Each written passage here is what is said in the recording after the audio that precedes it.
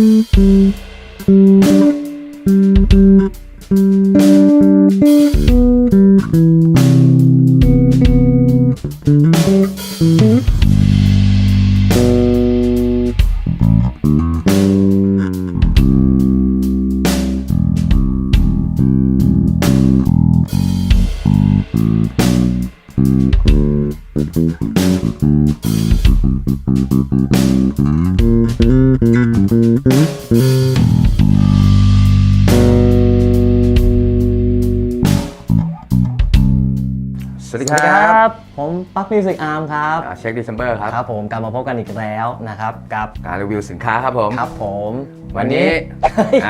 มาพร้อมกันเลยเว้ย แสดงว่าใจตรงกัน ที่ใช้เป็นตัว เบสไอเบเนสนะครับ SR 300 ครับผม นะครับนะฮะตัวนี้บอดี้เป็นมะฮอกกานี เหมือนเดิมครับผม นะครับเหมือนเดิมก็ ต่อมาเป็น เบาๆต่อไปนะครับเป็นคอเป็นยังไงครับมา เป็นเมเปิลกับ โรสวูด วิ่งแทรกกันโอเคครับผม นะฮะ คราวนี้ฟิงเกอร์บอร์ดเป็น ฟิงเกอร์บอร์ดเป็นโรสวูด เนี่ยอันนี้ นะครับ ใช้โรสวูด เช่นกันโรสวูดเช่น ค เดี รั ย บ ว ผ กั ม น คราวนี้มาพูดถึงเรื่องของภาคปิกอัพกับปรี ครับ ผมปิกอัพเนี่ยตัวนี้จะไม่เหมือนตัวนู้นแล้วนะ อ่ะ เป็นอะไรครับผม เป็นยังไงพี่ อันนี้มันจะไม่ใช่แบบว่าเป็นแถบเหล็กอย่างนี้ละเป็นฮัมเบอร์เกอร์ละ ครับ ชื่อรุ่นว่าฮัมเบอร์เกอร์มัน Power Span Dual Coil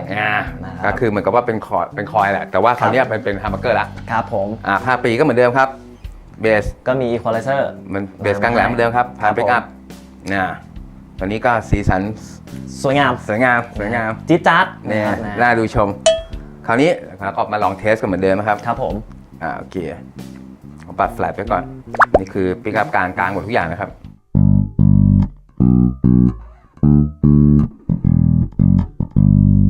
คราวนี้ผมจะลองแพนปิกอัพหน้าดู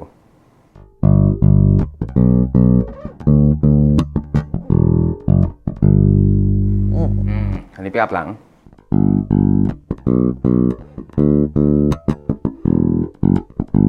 อันนี้ชัดเจนเลย คาแรคเตอร์ชัดเจน ครับผม เป็นชัดเจนถ้าคราวนี้มาลองภาพคอลเลเซอร์กัน ครับผมด้านล่าง 3 ตัวนะครับ เปิดแม่งให้สุด อึบมีความอึบขึ้นมาหน่ ลู อก ย ขึ้น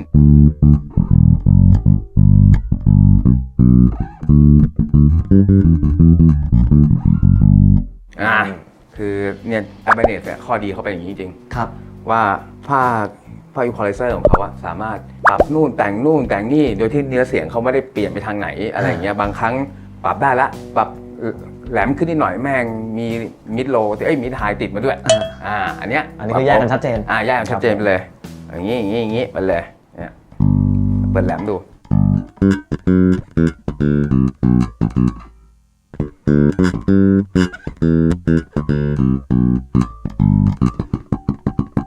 เห็นไหมที่เจอ ตึกตักชัดเจนมากสงสัยอะไรในเบสตัวนี้ไหม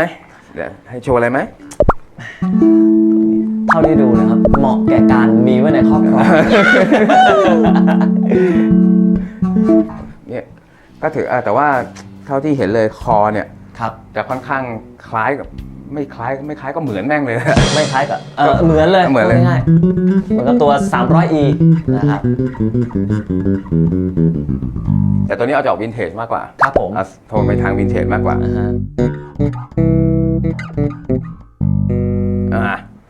คราวนี้เรามาสรุปกัน ครับขมวดกันว่าตั้งแต่ที่เราพูดกันมาตั้งแต่ต้น ถูกต้องครับผม นเป็นยังไงนะครับ เริ่มจากข้อแรกก่อนดีกว่าผมถามพี่แซคพี่เช็คอย่างนี้ แซกอะไรมันมาจากไหนวะอ่ะนะครับจากที่นั่งคุยกันมารีวิวกันมา ครับผม รบกวนพี่เช็คงี้ครับสรุปให้ทีว่า สรุปมันเป็นยังไงนะ โอ ครับ เคตัวเนี้ยครับตัวนี้จะมีความรู้สึกว่าซาวด์มันจะค่อนข้างเก่ากว่าตัวนู้น วินเทจ วินเทจมากกว่า ก็คือในข้อดีของเขาก็คือมันก็จะไม่พุ่งจนเกินไป ครับ เล่นแบบ นวล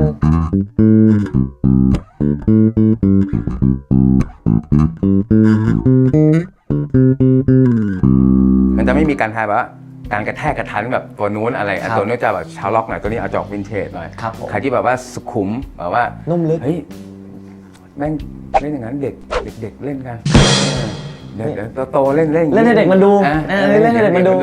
เอาก่อนถ้ารุ่นใหญ่นี่ตัวนี้เลยบอกเลยครับผมต่อมา ก็นอกเหนือจากนั้นเราก็ทีนี้เป็นเรื่องของแอคชั่นการเล่นเป็นไงพี่ โอเคครับผมเรื่องการเล่นแต่ว่าค่อนข้างจะคล้ายๆกันนะครับคล้ายๆกันแต่ว่าคอเล่นไม่ต้องอะไรตัวมากไม่ต้องแบบว่าโน้มแบบว่าอะไรอย่างนี้มากก็คือเห็นเลย ครับคือไปง่ายมาง่ายเนี่ยค่อนข้างแบบว่าง่ายหน่อย ครับผม ครับผม อันนี้โดยรวมๆนะครับนะครับ ก็จะเป็นประมาณนี้ครับผมทีนี้มาในส่วนของเรื่องการให้คะแนนครับพี่ ครับผม เอาที่ข้อแรกก่อนเลยแล้วกัน first impression เป็นยังไงบ้างพี่ให้เท่าไหร่ ครบนะ ใช่ โอเค ตัวนี้พี่ขอให้สักประมาณ7.5 7.5ก็ถือว่าอยู่ในค่อนไปทางสูง ข้อไปทางสูงครับผมให้ ค่อนไปทาง 7.5 สูงนะครับ เพราะว่าพลามาเจอแล้วสีก็สวยดีแต่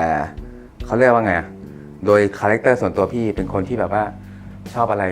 ขาวดำหรือชอบความวินเทจชอบอะไรอย่างเงี้ย อันนี้มันแซดไปหน่อย อันนี้แบบนิดนึง ครับผมก็เหมาะกับมือเบสสายฟุ้งฟิ้ง นิดนึงอะไรอย่างเงี้ยเขาก็เลยบอกว่าอันนี้คะแนนหน่อย มาในเรื่องของเสียงครับพี่เป็นไงบ้างกี่คะแนนดี เสียงครับผมขอให้ที่8แล้วนะครับ ก็ค่อนไปทางสูงเหมือนกัน ก็ค่อนไปทางสูงเหมือนกัน นะครับนะฮะ เพราะว่าแบบผมเป็นคนชอบซาวด์หลายๆแบบอันนี้ก็คือตอบสนองอีกแบบหนึ่ง ครับ ตอบสนองในแบบที่ว่าตกวินเทจหน่อยก็เลยแบบว่า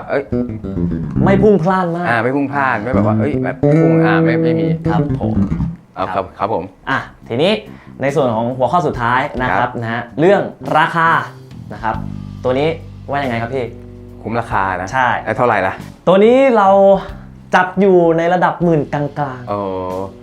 คุ้มราคาให้8เหมือนกันครับ ๆให้8 ครับเหมือนกลางให้8เหมือนกัน ครับผมนะก็ยังค่อนไปในทางดีอยู่ดี ใช่ครับ ดีมากค่อนไปทางดีมาก ดีมากครับผม เพราะว่าเดี๋ยวนี้อย่างที่เคยบอกหลายๆครั้ง ครับ เด็กสมัยนี้โชคดีที่ว่าเครื่องดนตรีดีแล้วก็ราคาถูก ใช่ สมัยก่อนที่แบบเริ่มต้นสตาร์ทยังไงก็ 30,000ที่แบบเอาใช้ได้นะ แล้ว30,000ในสมัยก่อนนี่ โอ้โหเท่าไหร่ของสมัยเนี้ย ใช่ เมื่อก่อนข้าวจาน25ครับ 20อย่างเงี้ย ขึ้นไป6 บาท พี่ เราไม่ต้องรีวิวแล้วเรามานั่งคุยกันพี่ทันตอน3.50นะเว้ย โอ้โห ทันยุคนั้นเลย3.50โอ้โห ยังนั่งโอ้โหแม่งเมื่อก่อนมีความสุขกับการแบบนั่งรถอะไรอย่างเงี้ยประหยัดที่หายเลย ครับ เดี๋ยวนี้แม่ง นี่น้องๆทางบ้านนั่งคำนวณอายุเลยพี่เช็คอายุเท่าไหร่วะ มึงอายุเท่าไหร่พี่เกิดตอนประมาณต้นรัตนโกสินทร์นะครับ ผมตึกโป๊ะอีกแล้วครับครับงั้นเอาเป็นว่า3หัวข้อที่ผมถามไปนะครับนะทั้งเรื่องรักแรกพบนะ first impression แล้วก็เรื่องเสียงแล้วก็เรื่องราคานะครับรวมๆดูแล้วที่พี่เช็คที่ค่อนข้างโอเคสูงเหมือนกั คน รับโอเคครับนะฮะก็จากที่เราสรุปรวมขมวดปมทั้งหมดนะครับสำหรับ SR 300ตัวนี้นะครับถ้าสนใจนะครับก็มาชมมาลองฟังเสียงกันได้ ที่มิวสิกอาร์มทุกสาขานะครับ ครับผม สงสัยอะไรก็ถามแฟนเพจถามอินบ็อกซ์ก็ได้หรือไม่ก็ดูคอมเมนต์ข้างล่างก็ได้หรือจะมีคนมาตอบเอง เดี๋ยวนี้มีหลายๆช่องทางให้ติดต่อนะ ใช่ครับผมใช่ นะครับทั้งหมดทั้งมวลวันนี้นะครับก็เราก็จบกันเท่านี้ เราจบกันเท่านี้ ดูไม่ใช้คำนะแล้วก็ใช้คำว่าขอสิ้นสุดแต่เพียงเท่านี้ ครับผม เจอกันใหม่คลิปหน้าครับผม ครับผมเดี๋ยวมีอะไรดีๆเราอัปเดตกันเรื่อยๆนะครับ ครับผม ขอบคุณมากนะครับ ครับ สวัสดีครับ Music Arms